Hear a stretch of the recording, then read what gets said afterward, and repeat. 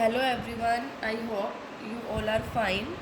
आज हम twelfth economics के अंदर स्टडी करेंगे बैलेंस ऑफ ट्रेड। ठीक है। अब बैलेंस ऑफ ट्रेड से पहले बैलेंस ऑफ पेमेंट हम स्टडी कर चुके हैं, लेकिन एक बार हम फिर कर लेते हैं। बैलेंस ऑफ ट्रेड को पढ़ने से पहले बैलेंस ऑफ पेमेंट का पता होना चाहिए। देखो, बैलेंस ऑफ पेमेंट क्या होता है कि एक देश दूसरे देशों के साथ जितनी भी इकोनॉमिक ट्रांजेक्शन्स करता है उन सब का रिकॉर्ड जो वो हम किस में मेंशन करते हैं, बैलेंस ऑफ पेमेंट में। मतलब उनका स्टेटमेंट ऑफ अकाउंट है बैलेंस ऑफ पेमेंट। ठीक है। अब जो बैलेंस ऑफ पेमेंट है उसके अंदर तो हमने विजिबल आइटम्स को भी कंसीडर किया था, इनविजिबल आइटम्स को भी, कैपिटल ट्रांसफर्स को भी।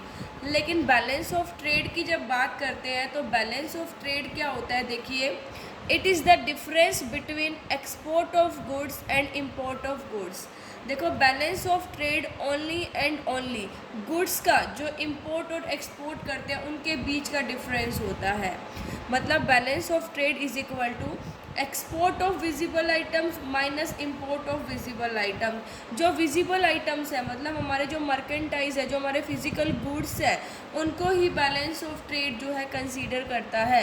और बैलेंस ऑफ ट्रेड को निकालने का फॉर्मूला क्या हो जाता है, export of visible item minus import of visible item. देखिए, it does not include invisible items of trade as well as capital transfers. जो बैलेंस ऑफ ट्रेड है वो इनविजिबल आइटम्स को इंक्लूड नहीं करता, जो कि हमारी सर्विसेज है। ठीक है। और जो हमारे कैपिटल ट्रांसफर्स हैं उनको बैलेंस ऑफ ट्रेड इंक्लूड नहीं करता। सो आपसे पूछा जाए बैलेंस ऑफ ट्रेड क्या होता है तो क्या कहोगे, difference between export of visible items and import of visible items, क्योंकि ये इनविजिबल आइटम्स और जो कैपिटल ट्रांसफर्स है उनको इंक्लूड नहीं करता, ये सिर्फ एंड सिर्फ विजिबल आइटम्स को कंसीडर करता है।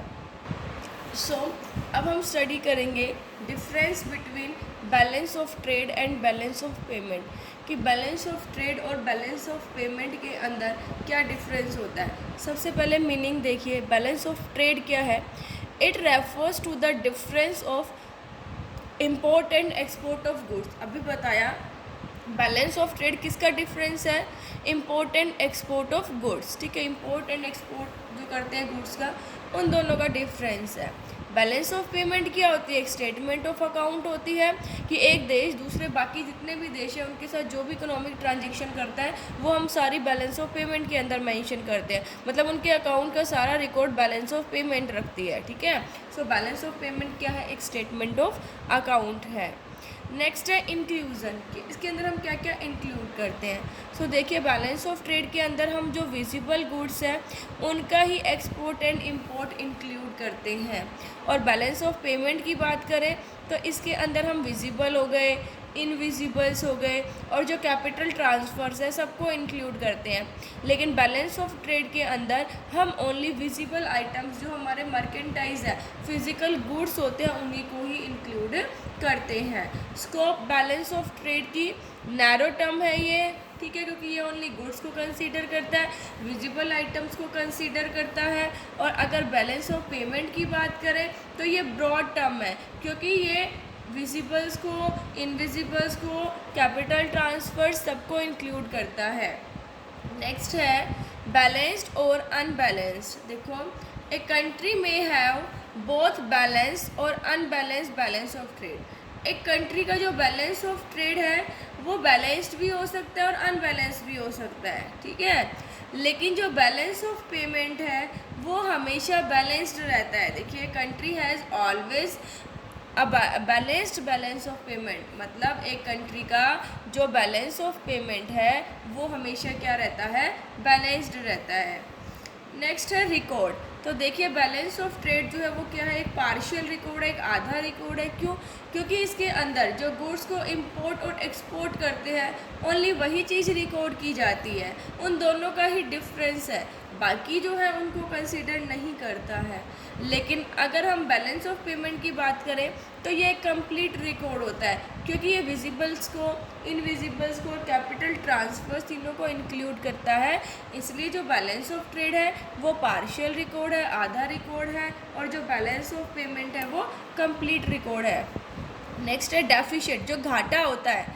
सो बैलेंस ऑफ ट्रेड के अंदर अगर कोई घाटा हो गया तो वो हम बैलेंस ऑफ पेमेंट से सेट ऑफ कर लेंगे, ठीक है, देखो it's deficit can be set of by balance of payment. अगर बैलेंस ऑफ ट्रेड के अंदर कोई घाटा हो जाता है तो उसको हम बैलेंस ऑफ पेमेंट से सेट ऑफ कर सकते हैं, लेकिन अगर बैलेंस ऑफ ट्रेड के अंदर कोई घाटा हो जाता है तो उसको हम बैलेंस ऑफ ट्रेड से सेट ऑफ नहीं कर सकते। ठीक है, हमने पढ़ा था ना बैलेंस ऑफ पेमेंट के अंदर हम बैलेंस ऑफ पेमेंट को बैलेंस करने के लिए ऑफिशियल रिजर्व्स का यूज़ करते हैं, है ना। अगर उसको किसको, अगर ऑफिशियल रिजर्व को कैपिटल अकाउंट का पार्ट माना जाता है तो। नेक्स्ट है कंपोनेंट्स।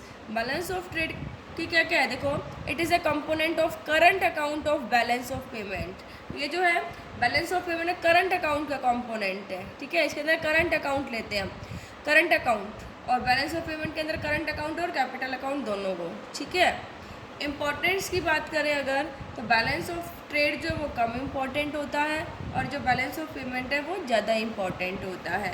सो आई होप आपको ये डिफरेंस समझ आ गया होगा। Thank you, stay safe, stay home.